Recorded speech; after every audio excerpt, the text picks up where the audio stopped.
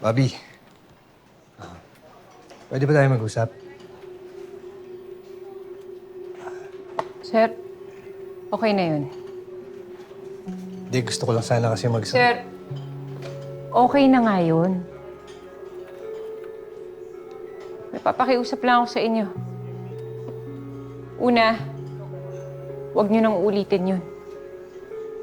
Pangalawa, huwag na natin yun pag-usapan kahit kailan.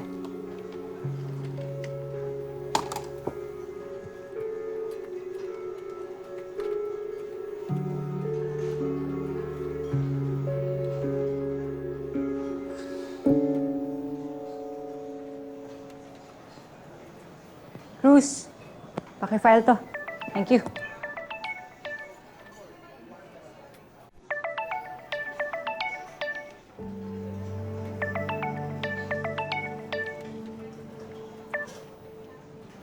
Hello, Jared. Kamusta ka? Okay naman, babe. I'm good. Ba't parang problemado ka? Ako? Hindi, baka ano lang. Pagod lang sa trabaho. Ikaw, kamusta trabaho mo? Ayun, sad to say.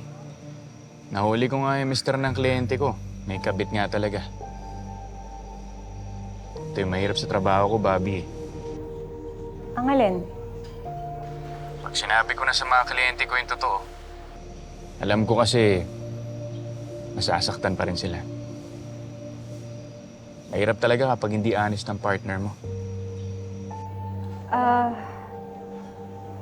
Jared, kailangan ko na bumalik sa trabaho eh. Sige. Basta tawagan mo lang ako anytime, ha? I miss you. I miss you. Guilty. Ano? Ma'am, ito, yung kasong binigay mo. Linawin mo kasi. Ano palang balita? May update na kayo dun sa mga tumira sa Santa Babies? Boss, negative eh. Ang ilap kasi nung impormasyon sa amin eh. Pero boss, huwag kang mag-alala. Kilala mo naman kami. Pag may nalaman kami na tungkol sa mga yun, ikaw agad pupuntahan namin. Sigurado yan, ha? Oo, promise yan, boss. Oo nga pala, teka. Pamasko ko sa inyo ni Bal. Sakto, may utang sa akin yung si Bal eh. Sa akin na to, boss. Thank you, boss ha. Salamat. Sige, bahala kayo mag-usap, ha? Ako na to. Bahala siya sa buhay niya. Malaki na siya. Ano pa na? Nakakuha kang pamasko, ha? Oo, boss, syempre. Huwag ka na magsasama doon sa dalawang kasama mo lagi, ha? Bok, basta. Okay lang. Bakit? Naalala mo ba, di ba, may nasabi ako sa'yo, yung tungkol kay Bobby. Alam mo naman, biro lang yun. Hindi naman talaga ganun yung galawan natin, eh. Saka, di ba, may boyfriend na siya. Alam ko naman di mo gagawin yan. Yun nga. Sinubukan ko sanang ilaban, eh. Kaso... Wala talaga, eh. Teka lang, anong ginawa mo? Hindi na importante yung mga detalye, Bok. Basta ang importante, ginawa ko ang lahat, kaso... Wala pa rin.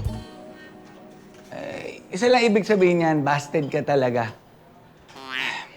Alam mo, kapag kailangan mo ng payo pagdating sa love life, ako yung parang guru pagdating dyan. Full of wisdom ako. So, huwag kang mahihiya sa akin. Alam ko... Garcia, na-approve na ng city prosecutor yung hiningi ng Santa Babies.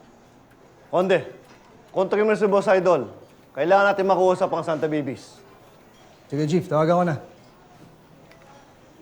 Ikaw, Garcia, may sabihin ka? Kapag kailangan ninyong payo sa love life, nandito lang ako. Kasi, sabi ko nga kay Tonyo, para na akong guru. Full of wisdom pagdating sa love life.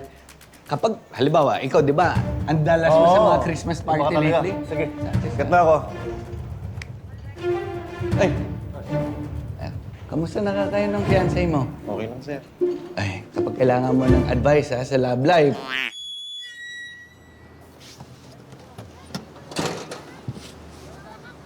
Lola Telma?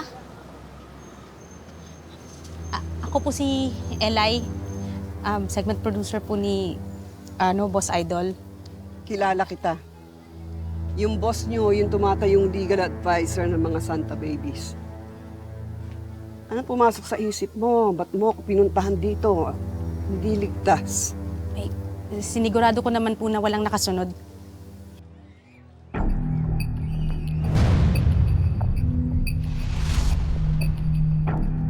Anong sadya mo? Bilisan mo. Pinapasabi daw po ng Santa Babies na pagkalaya daw po nila pagkatapos ng statement nila, magpakalayo-layo na raw po kayo. Sinabi nila yon? Opo. Ibigay daw po ninyo yung lahat ng ebidensya na meron kayo kay Lieutenant Conde at kay Master Sergeant Enriquez.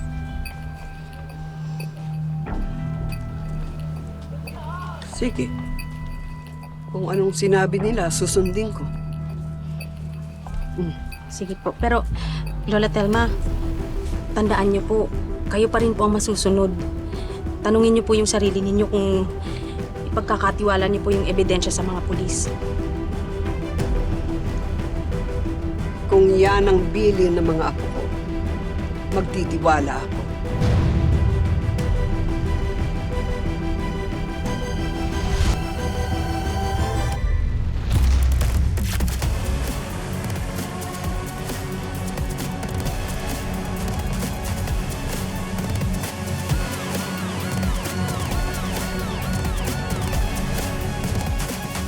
May suggestion ako, Chief. Gamitin natin ang platform ko. Kirada Express. Bali, wala naman yung pangalan na i-announce mo. Kasi wala na kayong resibo. So here's what you're gonna do. Ano na, Mayor? Kakanta na yung mga Santa Babies, oh! Anong ginagawa ng tao mo? Mapapatumba ba ito ng mga to? Meron na ako ibang plano. Sigurado ako, hindi ka na maghihirap. For the record, we were not forced to speak today. The person we're gonna name is someone we've had our eyes on for quite some time now. Siya ang may pakana ng lahat ng criminal activities sa buong Calabari.